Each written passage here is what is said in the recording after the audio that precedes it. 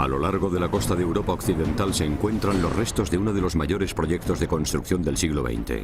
Hitler dijo que quería construir una muralla del Atlántico, quería defensas a lo largo de toda la costa. 40 millones de toneladas de hormigón diseñado para detener la invasión del día D de la Europa nazi. 15.000 búnkeres a lo largo de una costa de casi 5.000 kilómetros.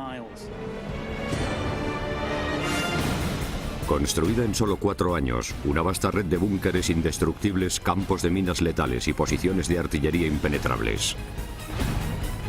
Eran un montón de piezas separadas que funcionaban juntas para crear un monstruo creciente. Es la fortificación más gigantesca jamás construida en la historia. Esta es la historia de la muralla del Atlántico de Hitler.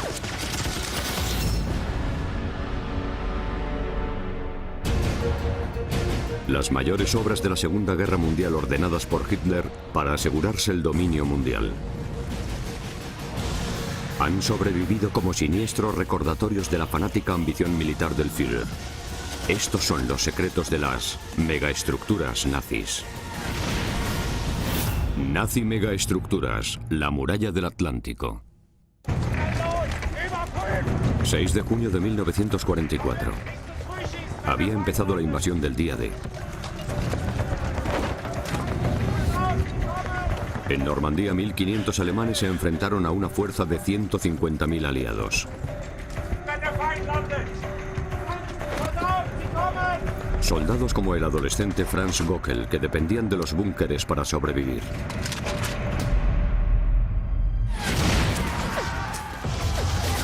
Búnkeres que formaban una extraordinaria fortificación de casi 5.000 kilómetros, conocida como la Muralla del Atlántico.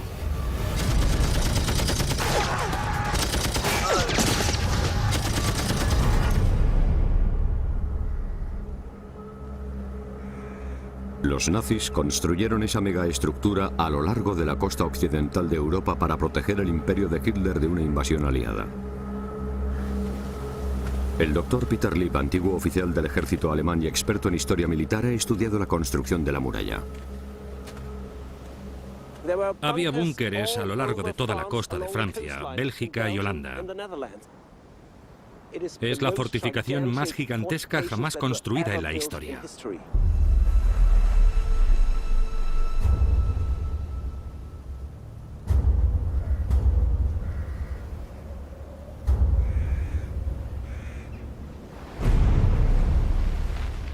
Los orígenes de la muralla se remontan a 1942.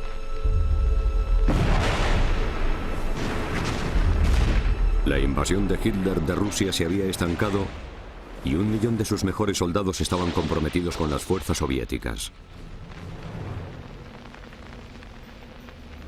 Y en diciembre, el mayor temor de Hitler se hizo realidad.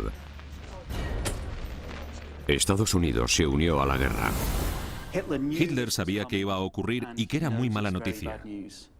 No solo estaba muy ocupado con el frente oriental ruso, sino que ahora Gran Bretaña contaba con un poderoso aliado en el frente occidental, Estados Unidos. Con la incorporación de cientos de miles de soldados estadounidenses y armas para apoyarlos, los británicos representaban una seria amenaza para las conquistas de Hitler en Francia, Bélgica, Holanda y Noruega.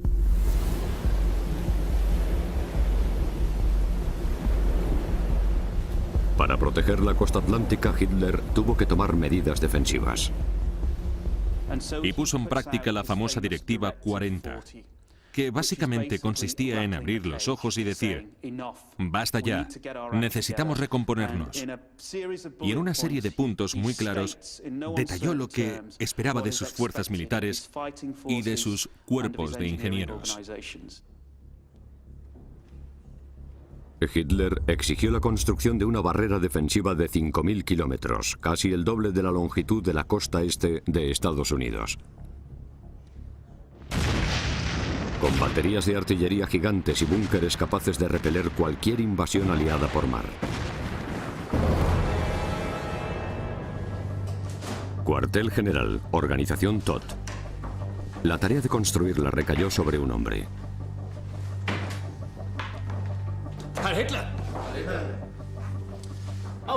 Atención. Estas son las últimas órdenes del Führer. La costa debe estar armada con la mayor cantidad de artillería pesada posible.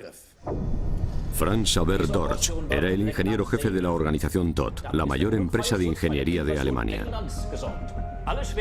Los cañones tienen que estar rodeados de hormigón. Dorsch y sus colegas eran expertos en proyectos a gran escala. Eran los pioneros de la famosa Autobahn nazi, la red de miles de kilómetros de carreteras que sigue existiendo. Dirigiré las obras en persona. ¿Está claro? Dorsch ya había construido 20 emplazamientos de artillería pesada en Calais, el puerto francés más cercano a Gran Bretaña y el lugar más probable de la invasión aliada. Esos búnkeres gigantes, que requerían más de 40.000 toneladas de hormigón cada uno, proporcionarían la plantilla para la muralla que planeaba Hitler. Increíblemente, muchos siguen en pie. Visitar estos búnkeres es como retroceder en el tiempo. Arthur van Beveren es un experto en la muralla del Atlántico y lleva explorando sus ruinas desde que era niño. Estos muros tienen 3,5 metros de grueso. Si te fijas en esta esquina, aún se puede ver la forma de la madera en el hormigón. Dejó marcas en el hormigón cuando lo estaban vertiendo. El enorme edificio en forma de cúpula es el emplazamiento de la artillería y debajo había un cañón de 38 centímetros. En este lado hay habitaciones para la tripulación, las cocinas, la enfermería y el arsenal.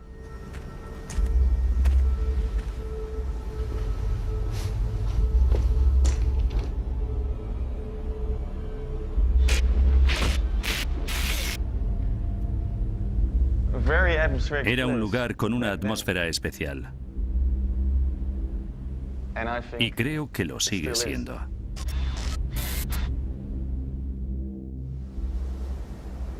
Los proyectiles medían 1,7 metros de largo y pesaban más de 800 kilos. Eran tan grandes que había que moverlos por dentro mediante un sistema de raíles por el techo. Se ve que los raíles entran por fuera. Pasan por ese espacio y aquí todavía se ve una parte que queda de este hueco que se usaba para transportar la munición.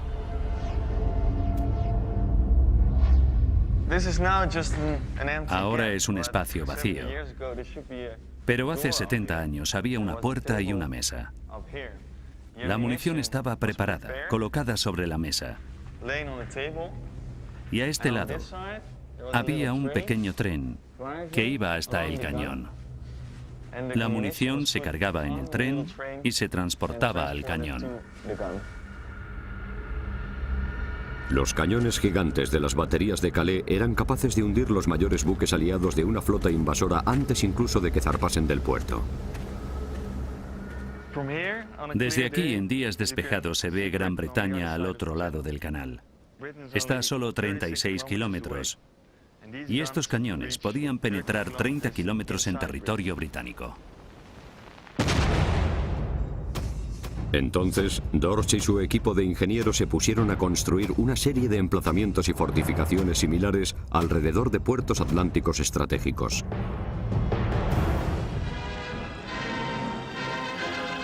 Los noticiarios de Berlín presumían orgullosamente de su enorme potencia. Y nadie seguía su avance con más avidez que un joven de 16 años, Franz Gockel. Había visto tantos reportajes de la muralla en las noticias que estaba seguro de que seríamos invencibles.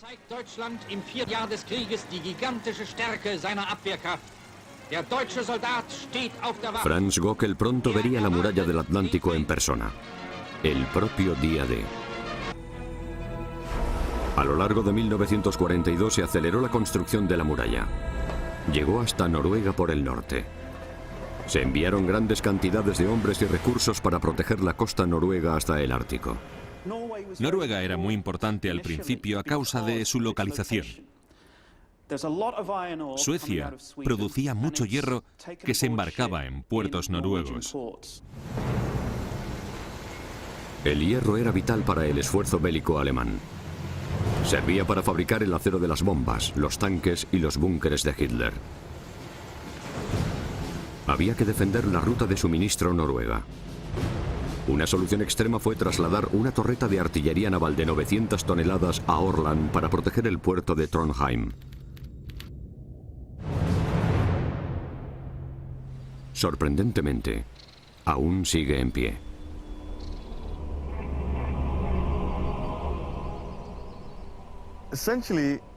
En el fondo es un barco construido en tierra, dentro de esta montaña. Se abrió un profundo pozo de 5 pisos de hondo en la montaña y se rellenó de hormigón y se colocó la torreta en ese pozo. Las fuerzas de ocupación alemanas en Noruega usaron prisioneros de guerra para excavar un agujero de 11 metros en la roca sólida. Y se revistió de hormigón antes de instalar la torreta dentro. Los cañones se montaron por piezas. 80 trenes cargados de piezas llegaron a Trondheim y desde allí vinieron en barcos hasta la isla. Lo único que se podía ver desde fuera eran los 3 cañones, pero el verdadero búnker estaba dentro de la montaña.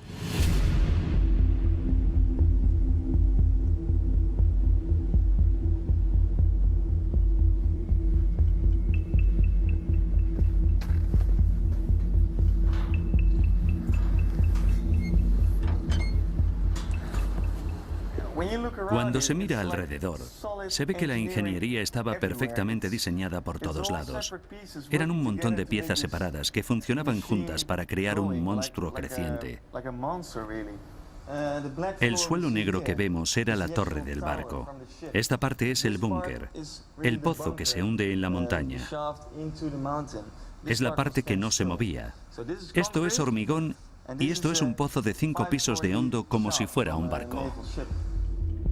Como cuando estaba en un barco, el enorme cañón tenía que poder girar. La torre entera descansa en estos cojinetes que nos rodean. Son muy pesados, pesadísimos, de unos 40 o 50 kilos. Y todos descansan en el raíl que rodea el pozo. 130 bolas de acero soportaban el peso del cañón de 900 toneladas y permitían que girase con suavidad. Los proyectiles y el propulsor se almacenaban 5 niveles por debajo del cañón. Aquí hay 3 tipos distintos de munición. Proyectiles altamente explosivos, proyectiles perforadores de blindaje e incluso proyectiles con detonador temporizado. Para mover esos proyectiles de 300 kilos, los ingenieros nazis diseñaron un ingenioso ascensor hidráulico.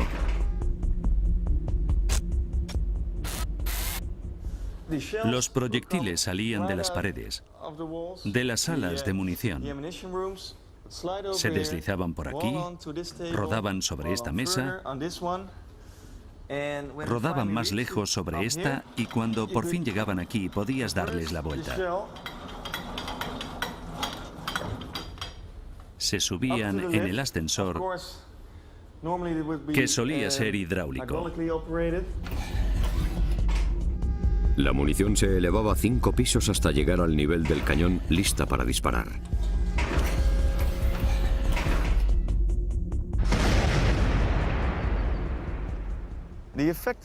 El alcance de los proyectiles era de unos 37 kilómetros. Hasta donde llega la vista. Se puede encontrar el mismo tipo de búnkeres desde el norte de Noruega hasta el sur de Francia.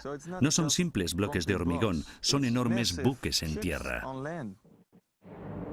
A lo largo de las baterías fuertemente defendidas de los puertos de Movík, Cherburgo, Brest y la isla de Jersey, empezó a cobrar forma una formidable instalación defensiva. Pero Hitler se dio cuenta de que seguía sin bastar. Entre los puertos había largos trechos de tierra sin defender. Hitler ordenó que construyeran otros 15.000 búnkeres a lo largo de 5.000 kilómetros de costa, defendidos por 300.000 soldados. Hitler quería que cada centímetro de los 5.000 kilómetros de costa atlántica estuviera defendido por una línea continua de fortificaciones. Y quería que estuviera acabada en mayo de 1943, en solo 7 meses. Speer contó que Hitler pasaba las noches diseñando búnkeres de hormigón. y que tenía guardados en su escritorio una serie de mapas de la costa oeste con los sitios donde estarían las fortificaciones. La muralla se convirtió en su obsesión. Estos diseños cumplen todos los requisitos ideales para el soldado del frente. Durante este invierno hay que construir con celo fanático una fortaleza que resista bajo cualquier circunstancia.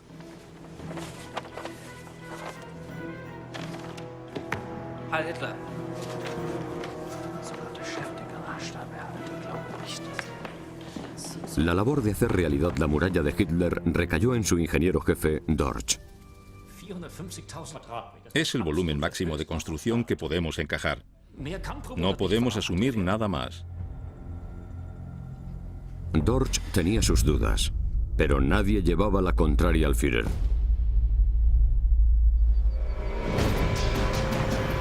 Los equipos de construcción intentaron cumplir las exigencias de Hitler y centraron los esfuerzos en las zonas por donde creían que podía producirse la invasión. Por ejemplo, las playas de Bisant, las más cercanas a Gran Bretaña.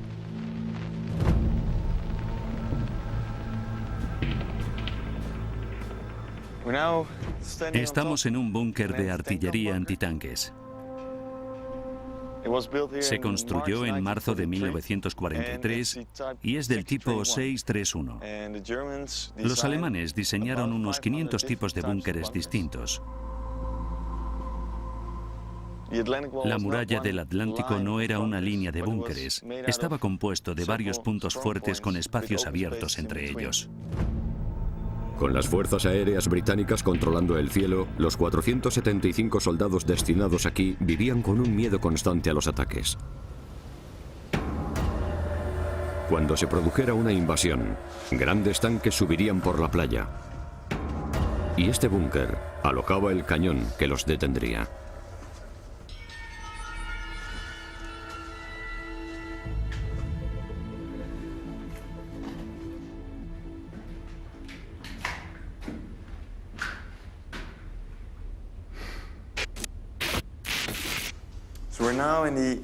Estamos en la sala más importante del búnker porque es donde estaba el cañón.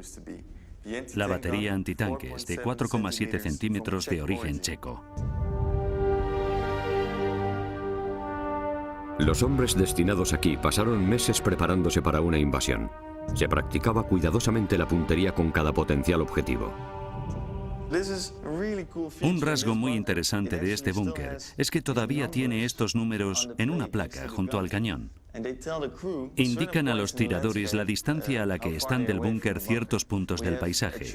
Hay una iglesia o una casa cercana a la playa para que puedan medir desde esos puntos y apuntar el cañón.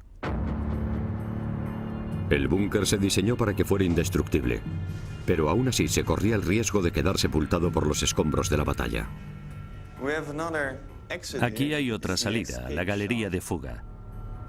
Hay que atravesar el grueso ladrillo, excavar a través de 4 metros de piedras y salir por este pozo, por el otro lado del búnker.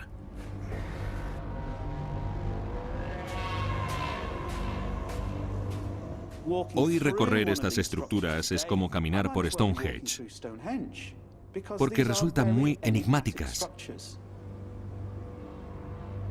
Pero si las viésemos operando con todo el equipamiento, con toda la artillería y los soldados dentro, nos impresionaría mucho el desarrollo que habían alcanzado como espeluznantes máquinas de combate. Cuando llegó la fecha límite de mayo de 1943, solo estaba terminado el 30% de los búnkeres exigidos por Hitler. Como ingeniero jefe, Xaver Dorsch sabía que Hitler le echaría la culpa. Hemos entregado 9.671 búnkeres listos para ocupar y hemos acabado la estructura de hormigón de otros 1.500. Pero Dorsch carecía de los recursos necesarios para aumentar la producción.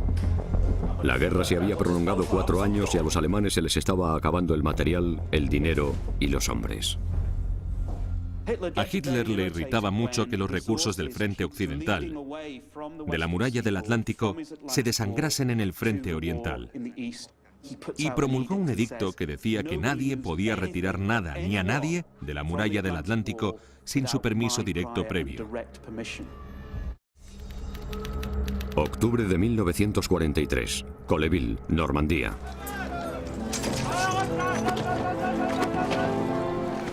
Un nuevo recluta, Franz Gockel, de 17 años, llegó a su sección de la muralla. Las películas propagandísticas que había visto en Alemania hablaban de fortalezas y posiciones de artillería gigantescas, pero se llevó una sorpresa. Imaginen mi sorpresa cuando al llegar a la playa de Normandía no había ningún búnker defensivo.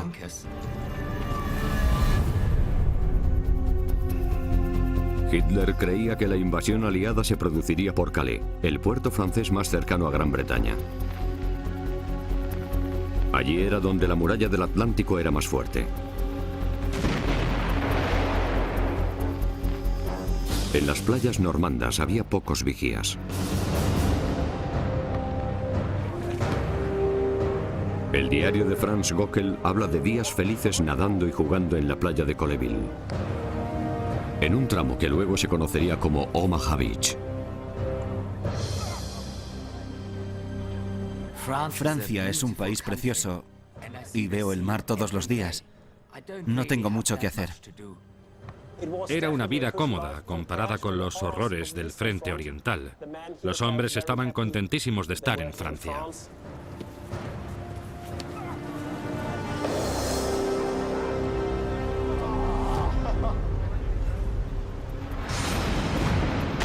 Noviembre de 1943. Los acontecimientos en Rusia iban de mal en peor. El poderoso ejército soviético había obligado a los alemanes a retirarse. Los alemanes perdían una media de 2.000 hombres diarios en combate desde junio de 1941.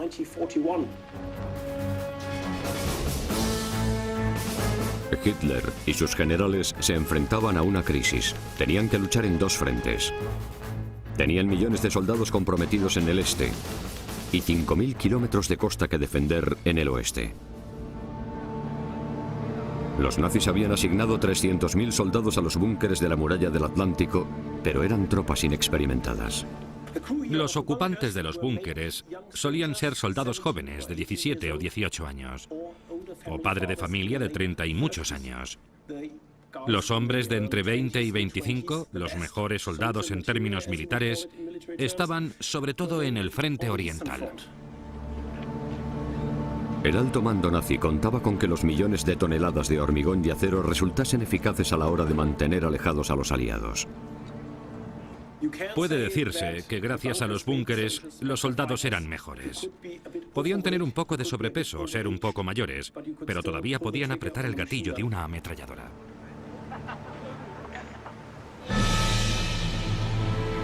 Puede que los búnkeres compensasen el problema de las tropas inexperimentadas. Pero de media solo había 100 soldados alemanes para defender cada kilómetro de costa. Y solo se había terminado el 50% de la muralla inexpugnable de Hitler.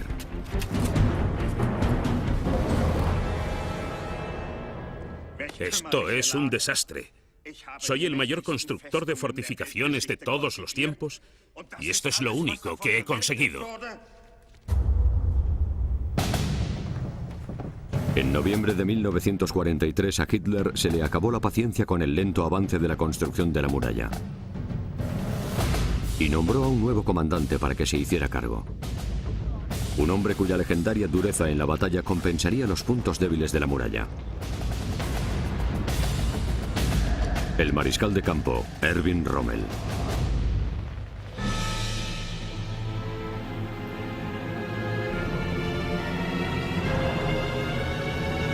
¡Vamos! ¡Rápido, adentro! Rommel se puso de inmediato a inspeccionar toda la longitud de la muralla del Atlántico. ¡Firmes! Llevaba 2 años luchando contra los aliados en el norte de África. Rommel era un maestro del ataque y la defensa. Y lo que vio en Normandía le impactó. Rommel llegó aquí en enero de 1944 y cuando vio las condiciones en que estaban los preparativos defensivos se enfadó mucho. Dijo que llevaban allí 3 años y no habían hecho nada. Los estrategas alemanes creían que era improbable que los aliados escogieran ese lugar para desembarcar porque carecía de puerto. Por eso habían construido tan pocos búnkeres. Pero Rommel supo ver algo que ellos no habían visto. Esta playa se parece a la bahía de Salerno en Italia, donde desembarcaron los aliados. Hay que protegerla de inmediato contra la invasión aliada.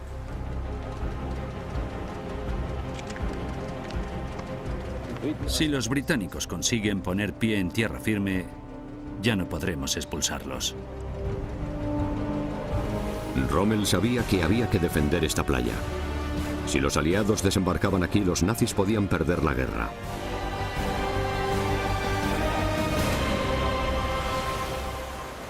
Y tenía motivos para estar preocupado. Al otro lado del canal se estaban congregando 150.000 soldados en secreto.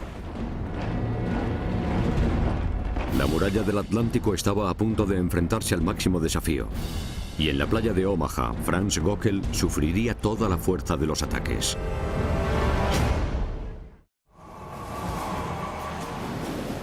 En 1944, la Unión Soviética seguía expulsando a los nazis por el este.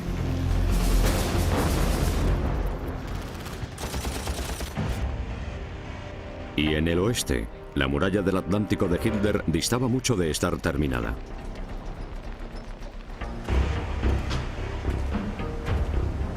El mariscal de campo Erwin Rommel se enfrentaba al enorme reto de mejorar la calidad de las defensas, como hizo constar en su diario.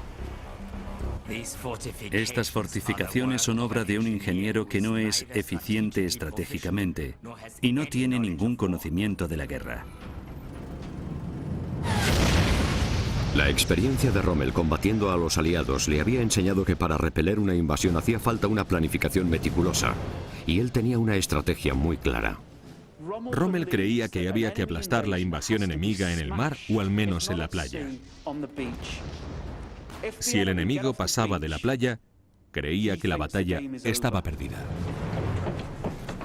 Para defender cada playa, Rommel quiso construir miles de pequeños búnkeres más, para soldados individuales armados con artillería pesada. Serían más rápidos de construir, pero persistía el problema de la dotación de personal. A medida que avanzaba la guerra, ya no tenía mano de obra de la que disponer dentro de Alemania. Y tuvieron que reclutar obreros entre los polacos, los checos, los franceses, en los campos de concentración.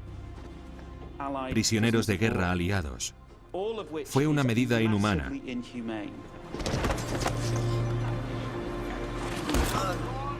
Miles y miles de ellos murieron en las obras a causa de la mala alimentación y los malos tratos. Era mano de obra esclava.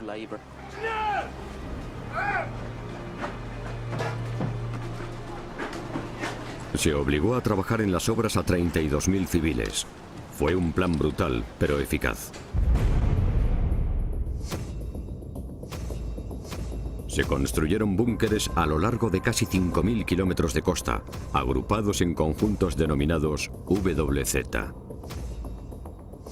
WZ o Widerstandnest significa nido de resistencia en español. Era una especie de bastiones, una serie de puntos fuertes interconectados. En Normandía, Göckel y 30 de sus camaradas vivían en un bastión que aún existe. Esta pequeña estancia que vemos aquí sería la del suboficial. Y aquí está el alojamiento de los demás rangos. Y entre ellos estaba Franz Göckel, de 18 años. Por supuesto, los soldados no se quedaban aquí todo el tiempo. Estaban de guardia, trabajaban en las obras y recibían entrenamiento militar. El bastión de Göckel estaba en el extremo este de un trecho de costa normandía que sería tristemente célebre: Omaha Beach. Para defenderlo contaban con 13 emplazamientos de artillería que incluían 2 cañones antitanque y 3 morteros. Los cañones trabajaban en parejas y apuntaban a la playa en arcos letales de fuego cruzado. Esa táctica creaba una zona de máximo impacto del fuego conocida como zona de muerte. La zona de muerte es donde el enemigo obtiene el máximo rendimiento de su armamento en el espacio más reducido, infligiendo el mayor número de bajas al enemigo, en este caso los aliados. Aquí había dos posiciones. En una había ametralladoras y morteros y en la otra ametralladoras, morteros y también armas de mayor calibre. La razón por la que esa zona está aquí es porque los aliados intentarían adentrarse en tierra, por aquí, desde la playa. Defender este tramo de la playa de Omaha era vital para los alemanes si querían repeler la invasión aliada. La misión de Gockel consistía en operar una ametralladora y cubrir esta zona de muerte desde su posición. Esta era la posición de Gockel.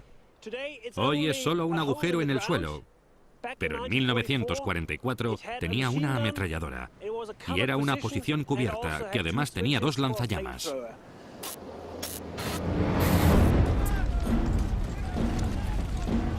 El búnker de Gockel se acabó en mayo de 1944, junto a miles más que protegían la costa desde Noruega hasta la frontera española. Pero Rommel aún no estaba satisfecho. Solo con los búnkeres no bastaba y quería otros tipos de estructuras defensivas para ayudar a rechazar la invasión aliada. Lo que Rommel hizo fue utilizar la experiencia que había obtenido en el norte de África para realizar cambios drásticos, y uno de ellos fue la creación de grandes campos de minas. Ordenó que pusieran 50 millones de minas a lo largo de la costa francesa, en el mar y en la playa. Además quiso que llenasen las playas con una hilera tras otra de obstáculos para crear capas de defensa impenetrables. La primera línea a la altura de la bajamar eran unas barreras de acero conocida como puertas belgas. Había puertas belgas a lo largo de aquí. Su objetivo era bloquear las lanchas de desembarco de la infantería y los tanques, reteniéndolas lo más cerca posible de la orilla. Las puertas belgas creaban una barrera que ralentizaba a los soldados y tanques enemigos y proporcionaban a los alemanes más tiempo para matarlos. Y en el caso de que los aliados llegasen con la pleamar y navegasen por encima de las puertas belgas, Rommel diseñó otra sorpresa. Aquí estaban los troncos ariete. Eran una especie de postes de telégrafos cortados y elevados sobre mi cabeza a un ángulo de 30 grados, con otros dos que los sujetaban por aquí. Y al final había hojas de sierra que rasgarían el fondo de las lanchas de desembarco si los aliados llegaban con la marea alta. Pero incluso con eso no bastaba. Los alemanes recurrieron a cualquier cosa que pudiera entorpecer y ralentizar a las fuerzas de desembarco. Esto era el tercer cinturón, lo que llamaban erizos, que eran estructuras de acero colocadas a ángulos como estos para impedir que alguien subiera por la playa. Y si las lanchas de desembarco por fin lograban llegar a la playa, esto era la última línea de defensa para parar en seco a los tanques aliados. Es un tetraedro de hormigón con acero incrustado. Era uno de los últimos obstáculos del plan de defensa de las playas. Hay que imaginar que había un montón de ellos desperdigados por la playa, conectados cada 5 metros. Los tanques chocaban con ellos y eran tan resistentes que los hacían volcar. Las ruedas subían por aquí y resbalaban por un lado, sobre todo si eran ruedas finas. En junio de 1944, Rommel seguía tratando de terminar las defensas alemanas de la costa atlántica. Mientras tanto, al otro lado del canal, las tropas aliadas ya estaban listas. La muralla del Atlántico de Hitler había costado miles de millones de marcos y consumido millones de toneladas de hormigón.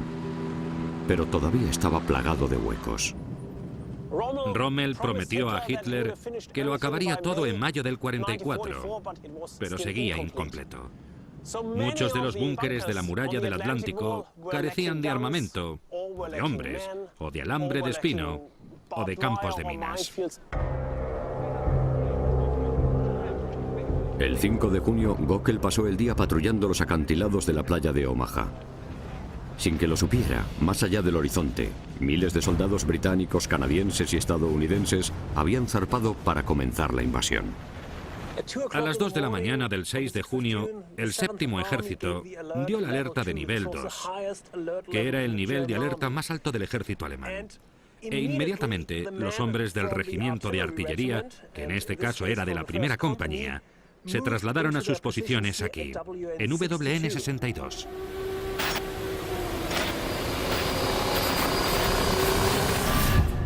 Arriba, arriba, despertad.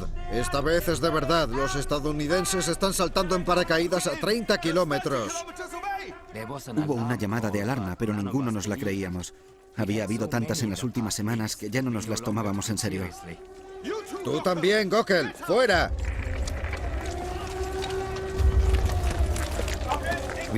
Corrimos a nuestros puestos y preparamos las ametralladoras, la artillería pesada y los morteros.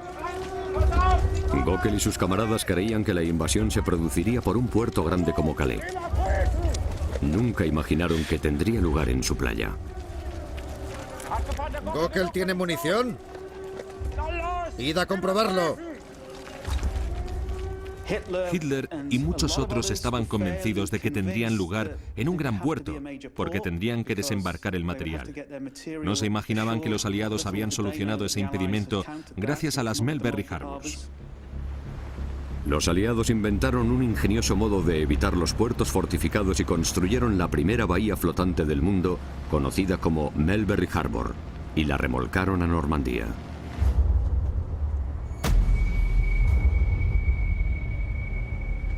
Gockel, ¿necesitas munición? Sí.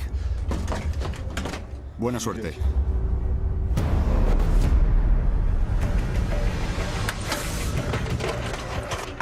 Intenté concentrarme en mi arma y quitarme de la cabeza lo que estaba pasando.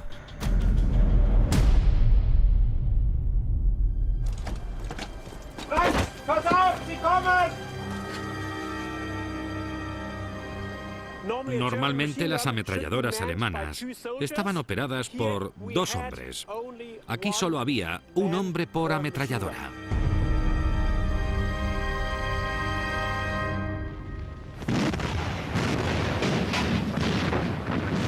Los buques de guerra aliados comenzaron un bombardeo a gran escala de las posiciones alemanas. La supervivencia de Gockel dependía de que el hormigón reforzado de su búnker fuera lo bastante resistente. Los proyectiles pesados continuaron estrellándose contra la tierra y silbando por el aire. Chocaban contra el hormigón y contra el suelo con un ruido sordo. El búnker de Gockel resistió el ataque, pero no era más que el principio.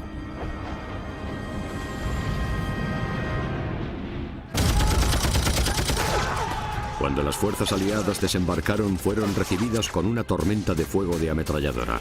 500 alemanes tenían que defender una playa de 5 kilómetros contra 35.000 estadounidenses. Había comenzado la máxima prueba de la muralla del Atlántico. Los alemanes dispararon todas las armas que tenían disponibles. Lanzallamas, ametralladoras, cañones, toda la artillería, desde tierra adentro. Fue el momento de mayor resistencia de los alemanes.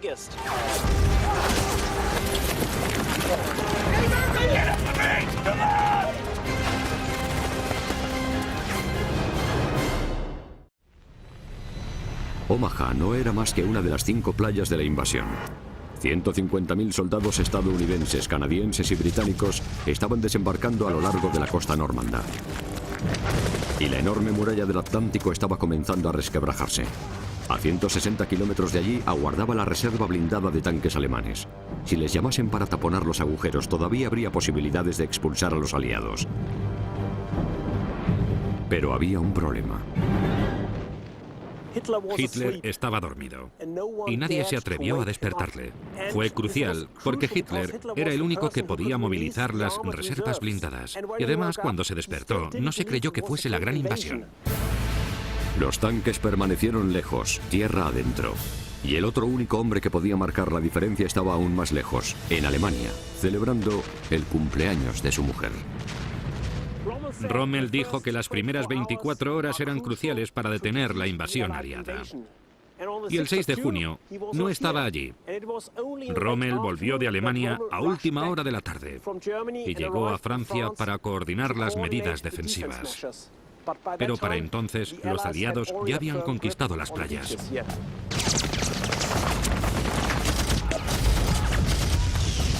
A las 9 de la mañana, 7 horas después de los primeros disparos, el búnker que había al lado de la posición de Gockel fue destruido.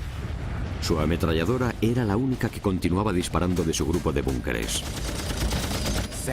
La arena hizo que se atascase la correa de la ametralladora. Tuve que continuar disparando mi rifle. Tiros sueltos.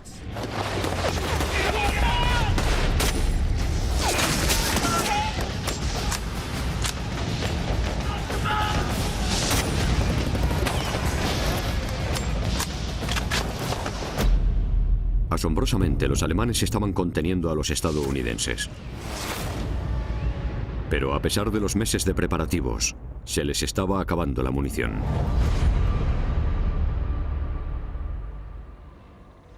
Se supone que los alemanes tenían munición para 48 horas en la muralla del Atlántico.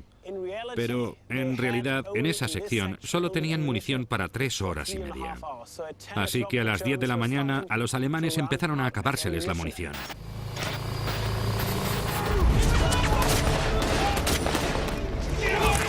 A medida que se les acababa el suministro de balas, los alemanes empezaron a ceder y los estadounidenses a ganar terreno. Göckel y sus camaradas se vieron obligados a retirarse.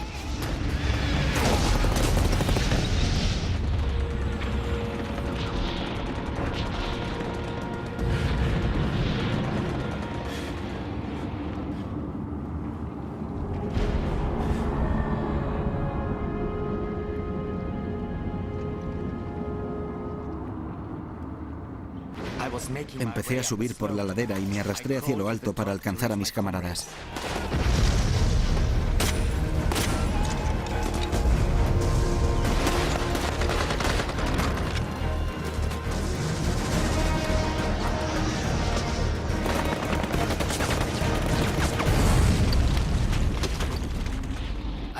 Vi que 3 dedos de una mano me colgaban de un hilo. Herido, Göckel se retiró con los pocos supervivientes de su compañía.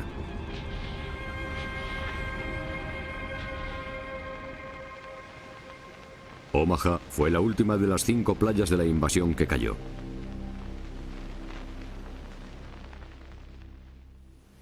La Gran Muralla del Atlántico tardó 3 años en construirse, pero fue franqueado en cuestión de horas. Los alemanes perdieron la batalla y pronto perderían la guerra. A pesar del coste de millones de marcos y de metros cúbicos de hormigón empleados en la construcción de la estructura, la muralla del Atlántico no pudo contener la invasión aliada. La muralla del Atlántico no funcionó por varios motivos. Estaba demasiado extendido, tenía demasiados huecos y la política en la que se basaba era defectuosa. Los alemanes nunca trazaron un plan para luchar con la máquina que habían construido y aprovecharla en la guerra.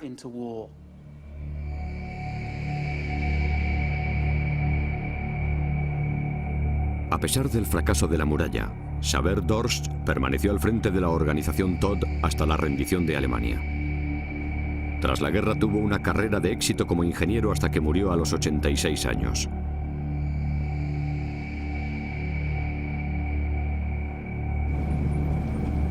Rommel fue obligado a suicidarse por Hitler solo 4 días después del día D. Franz Göckel sobrevivió a la guerra, regresó a Alemania donde se casó y vivió hasta los 80 años. Volvió a Normandía varias veces para recordar a los hombres que murieron por y contra la muralla. Creo que el día D fue el suceso más importante ocurrido en Europa en los últimos 500 años. Se acabó con la Alemania nazi y se recuperó el control de la civilización. Fue un acontecimiento impresionante. Y funcionó porque los aliados supieron actuar y los alemanes no. Así de sencillo.